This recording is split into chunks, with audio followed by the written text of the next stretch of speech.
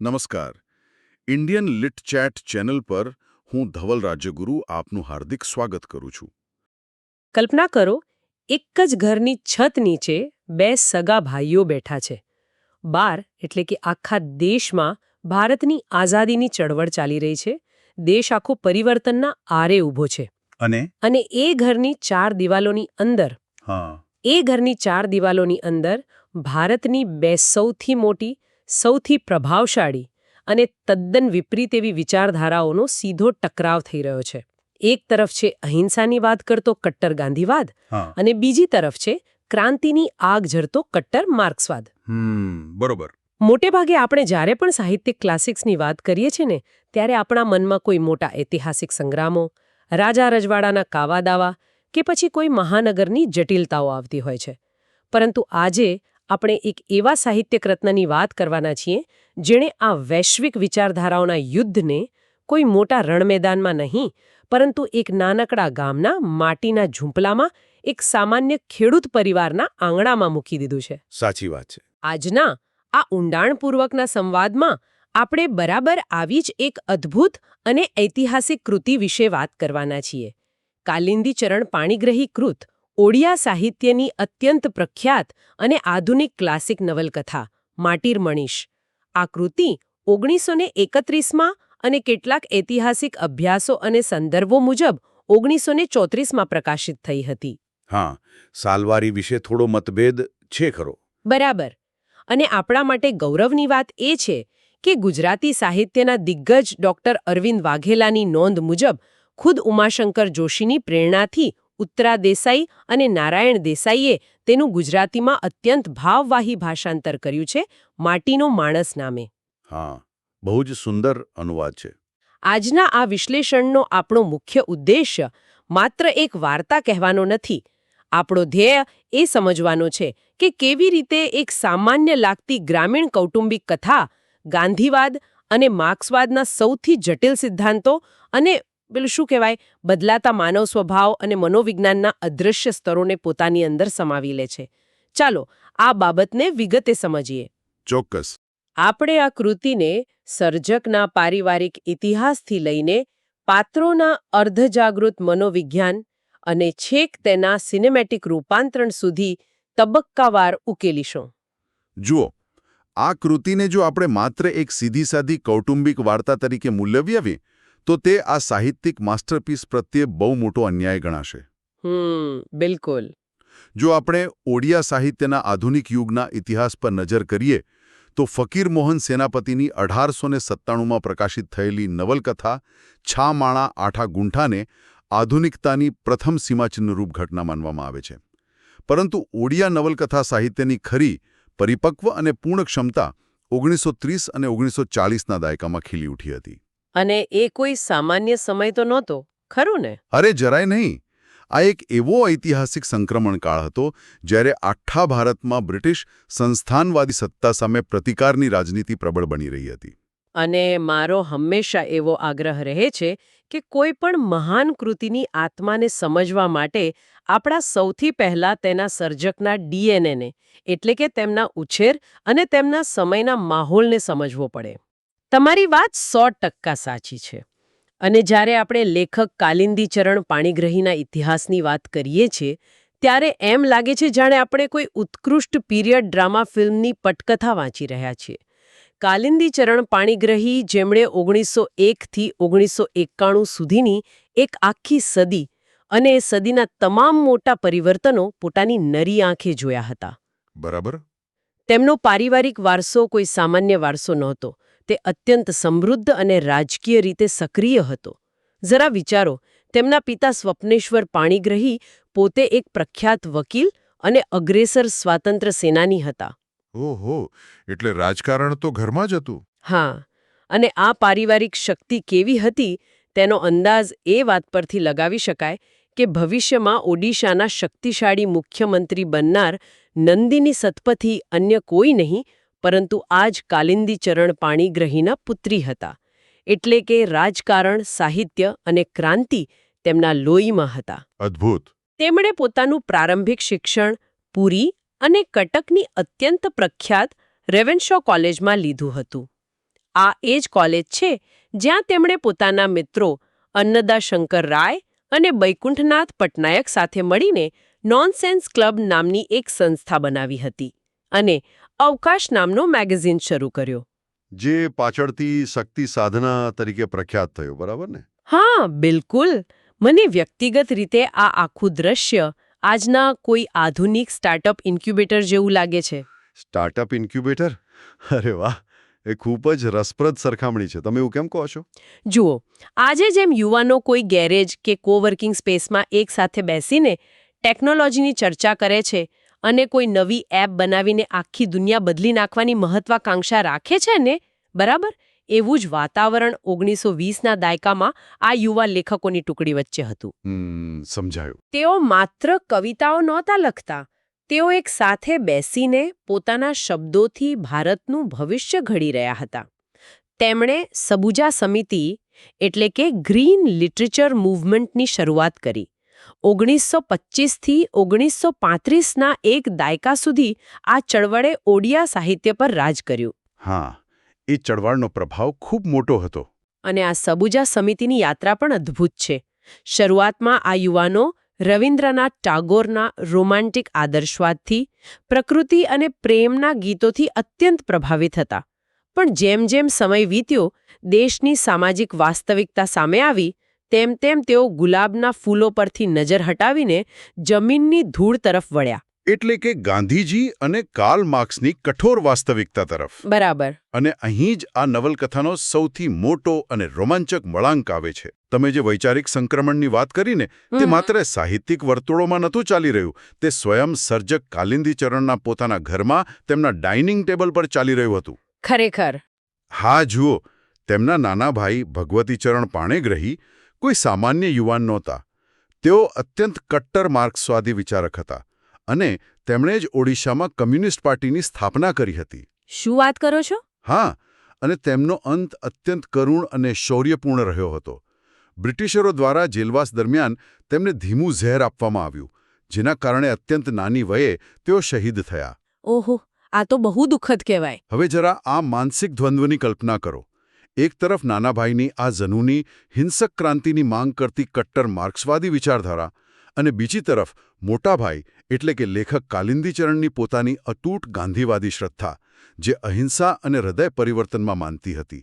આ બે સગા ભાઈઓ વચ્ચેનો જે અત્યંત સૂક્ષ્મ, પીડાદાયક છતાં સંતુલિત દ્વંદ્વ હતો ને, તે જ આ નવલકથા માર્ટિર મનીષનો સાચો આત્મા છે. એટલે આ વાર્તા એમના પોતાના જીવનથી પ્રેરિત હતી. બિલકુલ. આ પારિવારિક જંગ જ તેને એક સામાન્ય ગામઠી કથામાંથી ઉઠાવીને વૈશ્વિક સ્તરની ફિલોસોફિકલ નવલકથાના શિખર પર બેસાડે છે. આ ખરેખર રૂંવાડા ઊભા કરી દે તેની વાત છે. આટલી મોટી રાજકીય, પારિવારિક અને વૈચારિક ક્રાંતિની વાત લેખકે ક્યાં મૂકી હશે? કોઈ પણ હોલિવૂડ કે બોલિવૂડનો લેખક હોત તો તેણે કદાચ કોઈ મોટું ઐતિહાસિક રણમેદાન કે સંસદ ભવન પસંદ કર્યો હોત. સાચી વાત. પરંતુ કાલિંદીચરણ પાણીગ્રહીએ આ માટે એક અત્યંત સામાન્ય જગ્યા પસંદ કરી. ઓડિશાના કટક જિલ્લામાં બિરુપા નદીના કાંઠે આવેલું પધાનપાડા નામનું એક નાનકડું ગામ અને ગામનું એક માટીનું ઝૂંપડું. અહીં વાર્તા શરૂ થાય છે શ્યામુ એટલે કે શ્યામ પધાન અને તેમની પત્ની રામીથી. મુખ્ય પાત્રો. હા, આ બંને પાત્રો વાર્તાના મૂળિયા છે. શ્યામુ પધાન અત્યંત પરોપકારી અને ભોળો ખેડૂત છે. ગામમાં કોઈ સાજુ માંદું હોય, કોઈને ત્યાં પ્રસંગ હોય કે લગ્નની ખરીદારી કરવાની હોય, કોઈ તેને ટેડું મોકલે કે ન મોકલે, તે હંમેશા સામેથી મદદ માટે દોડી જતો. કોઈ ક્યારેક મદદ માંગતા ખચકાય તો તે હસતા હસતા કહેતો, કેમ અલ્યા, શામલો શું મારી પરવાર્યો? એટલે સેવાભાવ બહુ ઊંચો હતો. ખૂબ જ. અને તેમની પત્ની રામી પણ એવી જ આદર્શ અને પ્રેમાળ. તે જરૂરિયાતવાળાને છૂટા હાથે મદદ કરે અને કોઈ પૂછે તો કે, કેમ અલી પોરી, ઘરમાં મારે ભલે ને કાંઈ ન હોય, તેથી શું થયું? તારા પોયરા સામે જોઉં તો મારા પોયરા સામું કોક તો જોશે કે નહીં? વાહ.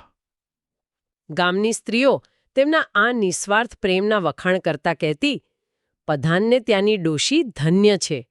રામી પોતાની બંને વહુઓને પણ દીકરીઓની જેમ ખૂબ જ પ્રેમથી સાચવે છે. જો આપણે આ પ્રાથમિક દૃશ્યને થોડા મોટા પરિપ્રેક્ષ્યમાં જોઈએ ને, તો શ્યામુ અને રામી માત્ર બે વૃદ્ધ પાત્રો નથી. તેઓ સદીઓ જૂની ભારતીય સંયુક્ત કુટુંબ પ્રથા, ગ્રામીણ સામૂહિક અસ્તિત્વ અને ઓડિયા ભાગવતના ધાર્મિક તથા નૈતિક મૂલ્યોનું જીવંત પ્રતીક છે. ચોક્કસ. આ દંપતીએ યુવાનીમાં અનેક વ્રત અને ઉપવાસ કર્યા હતા, જેના ફળસ્વરૂપે તેમને 2 પુત્રો પ્રાપ્ત થયા હતા. રામીનો પ્રેમ એટલો સહેજ હતો કે તે બાળકોને તેમના મૂળ નામથી બોલાવવાને બદલે પ્રેમથી મોટા બરજુને ઉછેદ્યો અને નાના છકોડીને અવળચંડો કહીને બોલાવતી. હા, એ ગામડાનો પ્રેમ છે. બિલકુલ. બંને ભાઈઓના સ્વભાવમાં જમીન આસમાનનો તફાવત છે. બરજુ અત્યંત આજ્ઞાંકિત, શાંત અને ઊંડો વિચારશીલ છે. તે જમીન સાથે જોડાયેલો છે. જ્યારે નાનો છકોડી છેલબટાઉ છે, તેને મેળાઓનો ભારે શોખ છે અને સૌથી અગત્યની વાત, તે શહેરની કૃત્રિમ રોનકથી અંજાઈ ગયેલો છે. એટલે બંને ભાઈઓ સાવ અલગ. હા. જ્યારે છકોડી વારંવાર શહેરમાં નોકરીએ જવા માટે, શહેરની તેજસ્વી દુનિયાનો હિસ્સો બનવા માટે પિતાને વિનંતી કરે છે, ત્યારે શામુનો જવાબ ખૂબ જ માર્મિક હોય છે. તે કહે છે, કેમ રે, ગામની માટી કાંઈ ગંધાઈ ઉઠી કે શું? શામુ પોતાના ખેડૂત હોવાનું, પોતાની માટી સાથેના જોડાણનું ભારે ગૌરવ અનુભવે છે. તે તો મોટા પુત્ર બરજુને પણ નોકરી છોડી દેવા સમજાવતા અત્યંત ગર્વથી કહે છે, આપણે તો નાના માણસ, આપણને એ ઠાઠ વળી શાના? ભોંય ખેડવામાં તો બાપદાદાની 7 પેઢી વીતી ગઈ. હળ લાકડું મૂકી કલમ ઝાલી, આપણે વળી ક્યાં સ્વર્ગે જવાના? આ જે માટી પ્રત્યેનો અખૂટ પ્રેમ છે, એ જ શામુ પ્રધાનનો સૌથી મોટો આદર્શ છે. અને પોતાના અંતિમ શ્વાસ લેતી વખતે પોતાના મૃત્યુશૈયા પર પડેલો શામુ પોતાના મોટા દીકરા બરજુ પાસે એક એવું વચન માગે છે, જે આખી નવલકથાનો પાયો અથવા કહીએ તો સંઘર્ષનું મુખ્ય કેન્દ્ર બની જાય છે. કયું વચન? શામુ અત્યંત કાકલુદી સાથે બરજુને કહે છે, એક વાત યાદ રાખજો, તમે 2 ભાઈઓ છો, ખેતર વચ્ચે પાળ ન ઊભી કરવી પડે, ઘરના આંગણા વચ્ચે વરણાઈ ઊભી ન કરવી પડે, એનું ધ્યાન તું જ રાખજે. હવે જ્યારે હું આ વાક્ય વાંચું છું ને, ત્યારે મારા મનમાં એક બહુ જ મોટો અને ખટકી જતો પ્રશ્ન ઊભો થાય છે. શું પ્રશ્ન? શું પિતાનો આ અંતિમ આદેશ ખરેખર બરજુ માટે એક આશીર્વાદ છે, કે પછી તેને આપવામાં આવેલો આજીવન માથાનો દુખાવો છે? કારણ કે ચાલો પ્રેક્ટિકલ બનીને વિચારીએ. વ્યવહારિક દુનિયામાં બદલાતા સમય સાથે 2 ભાઈઓને તેમના અલગ અલગ પરિવારો અને મહત્વાકાંક્ષાઓ સાથે કાયમ એક જ છત નીચે એક સાથે જ જકડી રાખવા એ લગભગ અશક્ય વસ્તુ છે. શું શામુએ પોતાના પુત્ર પર એક અવાસ્તવિક બોજ નહોતો લાદી દીધો? આ ખરેખર બહુ ઊંડો અને વિચારવાલાયક પ્રશ્ન છે. આ વચન જ નવલકથાના નૈતિક અને વૈચારિક માળખાની ખરી કસોટી છે. શામુ અને રામીના મૃત્યુની સાથે જ જાણે ઘરમાંથી એ જૂના સામૂહિક આદર્શોનું કવચ ગાયબ થઈ જાય છે અને ખરા અર્થમાં ઘરના વાસણો ખખડવા લાગે છે. હા, વાસ્તવિકતા સામે આવે છે. બરજુની પત્ની હારાની માં એટલે કે હરાબો સ્વભાવે અત્યંત શાંત છે, સમજદાર છે અને કોઈપણ ભોગે કુટુંબને જોડી રાખવા માગે છે. પરંતુ મુશ્કેલી ત્યાં સર્જાય છે જ્યાં છકોડીની પત્ની નેત્રમણીનો પ્રવેશ થાય છે. હા, નેત્રમણી જ બધી સમસ્યાનું મૂળ છે, ખરું ને? બરાબર. નેત્રમણી નિસંતાન હોવાથી તેની અંદર એક પ્રકારની લઘુતા ગ્રંથિ છે, જે બહાર ભયંકર ઈર્ષ્યા અને અહંકાર સ્વરૂપે પ્રગટ થાય છે. બંને વચ્ચે ઘરકામ, વર્ચસ્વ અને નાના મોટા અભિમાનને કારણે સતત ઝઘડા શરૂ થાય છે. એક નાનકડું ઉદાહરણ જુઓ. ઓડિશાની સંસ્કૃતિમાં એવો રિવાજ છે કે જો કોઈને ભૂલથી પગ લાગી જાય તો તરત જ વિષ્ણુ કહીને પગે લાગવું. હા, આપણે ત્યાં પણ આવું હોય છે. તો એકવાર ઘરમાં નેત્રમણીનો પગ તેની જેઠાણી હરાબુને અડકી જાય છે. હરાબુ સંસ્કારવશ વિષ્ણુ કહીને આગળ જાય છે, છતાં નેત્રમણી પોતાના અહંકારમાં આભડછેટનો મુદ્દો બનાવીને ઝઘડો કરે છે અને ગુસ્સામાં કહે છે, મેં તો કાંઈ રાંડનું ખાધું છે કે મને આટલું સંભળાવી જાય. છકોડી પોતે કોઈ ખરાબ માણસ નથી, પણ તે કાચા કાનનો છે. તે પોતાની પત્નીની વાતોમાં આવીને ધીમે ધીમે પોતાના જ મોટા ભાઈ અને ભાભી સાથે ઝઘડવા લાગે છે. આપણે આ ઘટનાઓને માત્ર કોઈ સાસુ વહુ કે દેરાણી જેઠાણીની સિરિયલના મસાલા તરીકે ન જોઈ શકીએ. આ ઘટનાઓ ભારતીય સંયુક્ત કુટુંબ પ્રથાના પતનની અત્યંત પીડાદાયક પ્રક્રિયા દર્શાવે છે. અને આ ઝઘડાનું સ્તર કેટલું નીચું જાય છે તે જુઓ.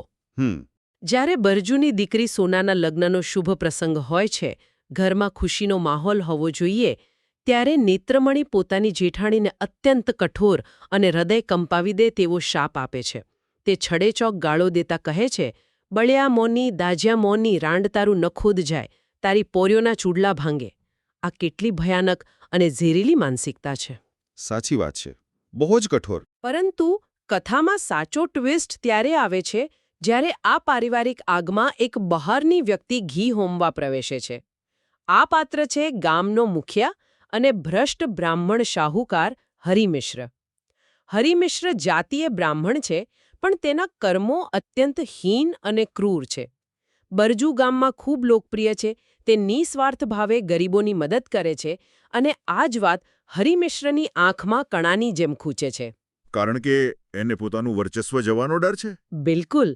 તેને સતત એ ડર સતાવે છે કે બરજુની આ લોકપ્રિયતા ક્યાંક તેના શાહુકાર તરીકેના વર્ચસ્વને ખતમ ન કરી દે. તેથી તે બહુ જ ચાલાકીથી છકોડી અને નેત્રમણીના કાન ભંભેરવાનું શરૂ કરે છે. લગ્નનો હિસાબ હોય, ભેટ સોગાદની વાત હોય કે પહેરામણીની, તે સતત તેમના મગજમાં ઝેર ઓકતો રહે છે અને તેમને મિલકતના ભાગલા માંગવા માટે ઉશ્કેરે છે. આ તો એક પ્રકારની રાજનીતિ થઈ. હા, મને આ હરિમિશ્રનું પાત્ર આજના કોઈ કોર્પોરેટ જગતના કપટી હરીફ જેવું લાગે છે.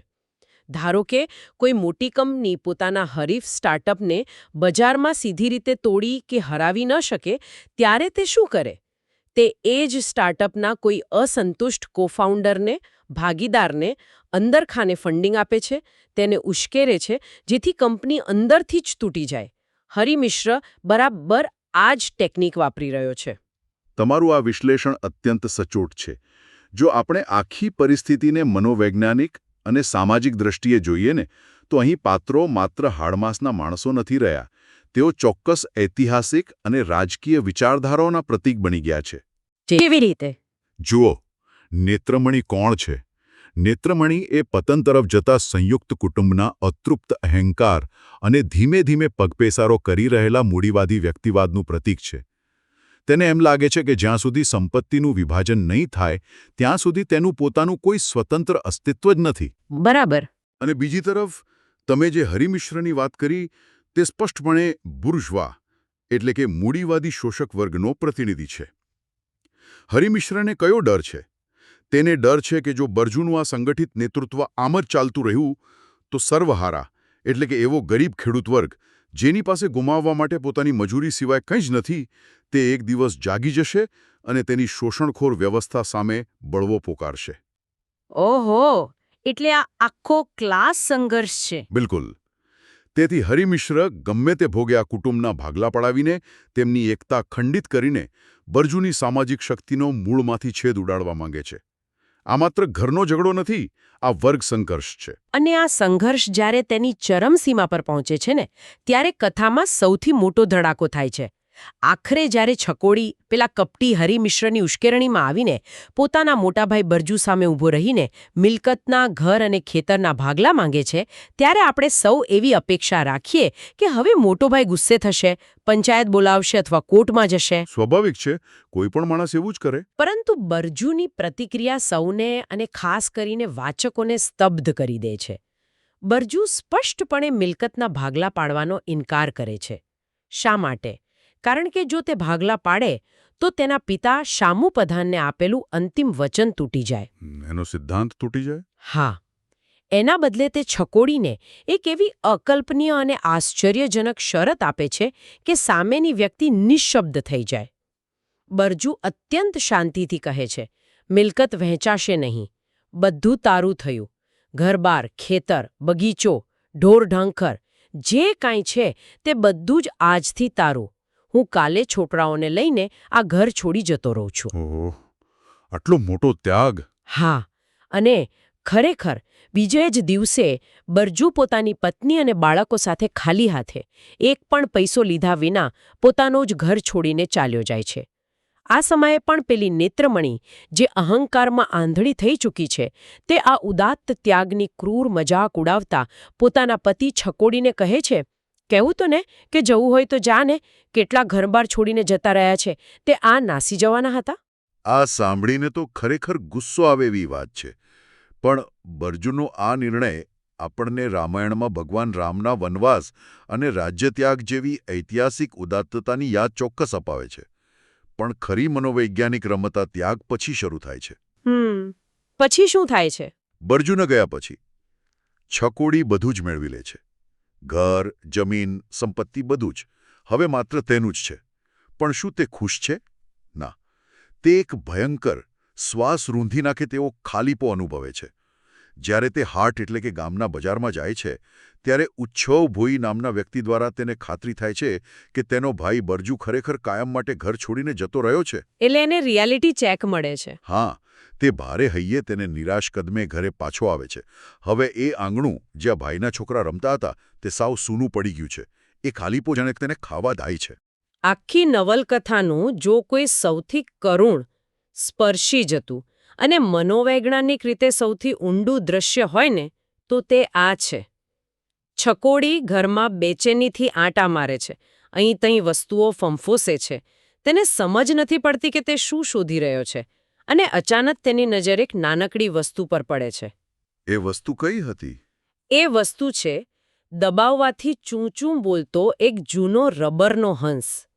પોતે જ ક્યારેક ગામના મેળામાંથી પોતાના વહાલા ભત્રીજાઓ માટે હોંશે હોંશે લાવેલું આ રમકડું જોઈને છકોડીની ધીરજ ખૂટી જાય છે અને તે ચોધાર આંસુએ નાના બાળકની જેમ રડી પડે છે. માત્ર એક નાનકડું ચૂં-ચૂં કરતું રબરનું રમકડું એ કામ કરી જાય છે જે કદાચ ગામની મોટી પંચાયત પણ ન કરી શકી હોત. અદ્ભુત! આ લાડણીઓનું વર્ણન ખરેખર અદ્ભુત છે. તે રમકડું તેના અર્ધજાગ્રત મનમાં રહેલા ભાઈ પ્રેમને જગાડી દે છે. નેત્રમણી આ જોઈને તેને બાયલો અને ભાઈ ઘેલો કહીને તેની ક્રૂર મજાક ઉડાવે છે. પણ હવે છકોડીને તેની કોઈ પરવા નથી. સાંજે જ્યારે છકોડી નિરાશ થઈને ઘરના ઓટલે બેઠો હોય છે ત્યારે ગામના એક સાધુની વૃદ્ધ માં ત્યાંથી પસાર થાય છે અને તેને સખત ઠપકો આપતા કહે છે, હાય, છેલ્લે આવું કર્યું, આ આંગણું કેવું ખરાબ દેખાયું, કોઈનું એ શું બગાડતો હતો, પધાન ડોશી હોત તો આવું થાત કે. આ તો જાણે એના અંતરાત્માનો અવાજ હતો. બિલકુલ. આ હૃદય વેધક મર્મ વચન સાંભળીને છકોડી ગાંડાની જેમ રડવા લાગે છે. તે ખાવા પીવાનું ભૂલી જાય છે અને રાત્રે ઊંઘમાં પણ અજંપામાં ભાઈ ભાઈ બબડવા લાગે છે. અંતે તેને પોતાની મહાભૂલ સમજાય છે. તે ગાંડાની જેમ દોડીને હરિપુરના ગૌરાંગ સેણના ઓટલે બેઠેલા પોતાના મોટા ભાઈ બરજુને શોધે છે અને તેના ચરણોમાં પડીને સંપૂર્ણપણે સમર્પિત થઈ જાય છે. અને બરજુ શું કરે છે? બરજુ, જેના હૃદયમાં ક્યારેય કોઈ કડવાશ હતી જ નહીં, તે તેને તરત જ માફ કરે છે અને પાછો ફરી ઘરની જવાબદારી ઉપાડવા કહે છે. અહીંયા વાત ખૂબ જ રસપ્રદ બને છે. બરજુએ કોઈ શસ્ત્ર ઉપાડ્યો નહીં, તેણે એક પણ કોર્ટ કચેરીના દરવાજા ખખડાવ્યા નહીં, કોઈ વકીલ રોક્યો નહીં, છતાં તે આખું યુદ્ધ જીતી ગયો. તેણે છકોડીને હરાવ્યો નહીં, તેણે છકોડીને જીતી લીધો. બરાબર. આ જ તો આ કૃતિની મહાનતા છે. અને જો આપણે આ આખી ઘટનાને, આ લાગણીસભર કથાને ફિલોસોફીના એટલે કે તત્વજ્ઞાનના ચશ્માથી જોઈએ ને, તો અહીં આપણને ભારતની બે મહાન વિચારધારાઓનો જંગ અત્યંત સ્પષ્ટપણે દેખાય છે. હા, આપણે શરૂઆતમાં વાત કરી હતી એ. બિલકુલ. બરજુ કોણ છે? બરજુ એ મહાત્મા ગાંધીના નિષ્ક્રિય પ્રતિકાર એટલે કે પેસિવ રેઝિસ્ટન્સ, ટ્રસ્ટીનશીપ અને અહિંસાના સિદ્ધાંતોનો સાક્ષાત જીવંત પ્રતીક છે. બરજુ જમીન કે સંપત્તિને પોતાની વ્યક્તિગત માલિકીની ભોગવવાની વસ્તુ નથી માનતો. તે પોતાને માત્ર એ સંપત્તિનો એક રખેવાળ, એક ટ્રસ્ટી માને છે, જેનો ઉપયોગ બધાના કલ્યાણ માટે થવો જોઈએ. એ બળજબરીથી નહીં પણ પ્રેમથી જીતે છે. હા, તે સામેવાળાના હૃદય પરિવર્તનથી યુદ્ધ જીતે છે. નવલકથામાં એક જગ્યાએ બરજુ અત્યંત ભાવુક થઈને પ્રભુને પ્રાર્થના કરે છે કે હે ધર્મ, મને બળ આપો. જ્યાં ક્યાંય અધર્મ છે, પાપ છે, ત્યાં હું સામો થાવ, ખપી જાઓ, મારા હાડકાના હથિયાર થાઓ. આ વાક્ય સીધું જ દદીચી ઋષિ અને ગાંધીજીના આત્મબલિદાનના સિદ્ધાંત સાથે જોડાયેલું છે. સાચી વાત. બીજી બાજુ આપણે અગાઉ વાત કરી તેમ આ નવલકથા માર્ક્સવાદી વર્ગ સંઘર્ષ પણ એટલી જ સચોટ રીતે દર્શાવે છે. હરિમિશ્ર એ શોષક બુર્જવા વર્ગ છે અને ગરીબ ખેડૂતો સર્વહારા એટલે કે પ્રોલેટેરિયેટ વર્ગ છે. આખી કથા વાસ્તવમાં ભારતીય સમાજના પ્રાચીન સામૂહિક જમીન માલિકીના ઢાંચામાંથી આધુનિક અને સ્વાર્થી વ્યક્તિગત સંપત્તિ તરફના ઐતિહાસિક સંક્રમણની વાર્તા છે. આ વિશ્લેષણ ખરેખર અદ્ભુત છે.